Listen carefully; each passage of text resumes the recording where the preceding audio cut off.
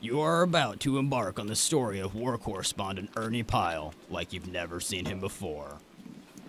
You just got pranked. Thank you so much. Thank you so much. That's awesome. I love The Wiley House Museum is one of the oldest buildings on campus, built in 1835 by Andrew Wiley. Janie Harnett offered to show us around. every night, and so everybody just got sick and tired. As we found out, this was far from Miss Harnett's first tour. Well, my husband and I moved here. We retired here to Bloomington in '03, and we were driving by one day, and he said, "Come on, Jenny, let's go in, and I want to show you, the Wiley house." I loved it. I've always been a nut on old homes anyway.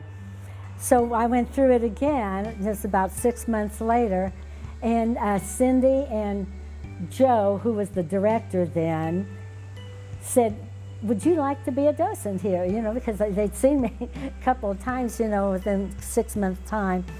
Since its initial construction, the house has been remodeled in several ways.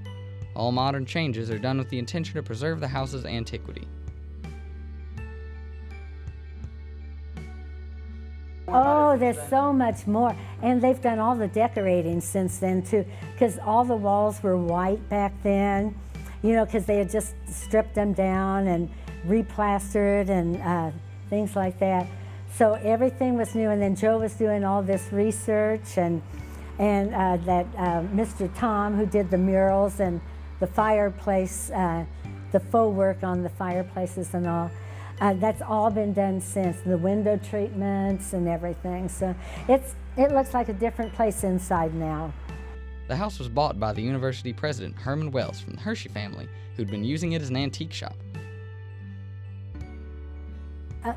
I think Herman Wells was such a visionary. I think IU is one of the few places that has the home of their first president. I think it's one of the few universities, because he was such a visionary, and he bought up land all over the place. There was 20 acres connected with this. Then they did accrue more land, but the Wileys did accrue more land. The house was constructed to last centuries, with wood floors designed to hold up massive bookshelves and walls over a foot thick. And they go all the way back to a foot. They're a foot deep, yeah, which is just amazing. And they're laid in the Flemish style. That's why you can see these are laid lengthwise that way, and these are laid lengthwise that way. But in its time, the Wiley home was not always seen as a place of comfort and luxury. Well, did you see the pictures upstairs where it showed all the vines and everything covering the building? Today, pictures of historical artifacts can be found all over the internet, as well as information on websites. While these are a good educational resource, Janie believes that there will always be a place in the world for the Wiley home and museums like it.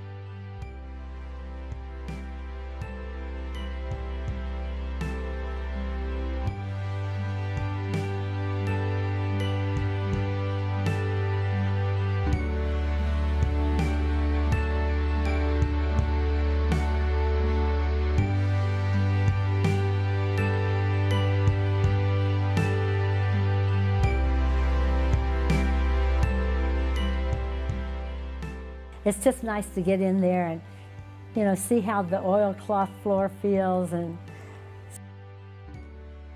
Along with ornate furniture and charming knickknacks, the Wiley House Museum hosts a variety of events geared towards preserving history and the arts.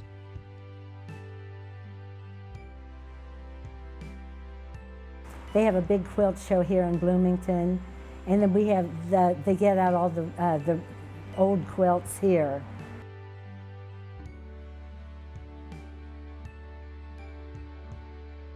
Anyone spending time in Bloomington, or even just passing through, would do well to stop by the Wiley House for a free tour. We're open every day from 10 to 2, Tuesday through Saturday. So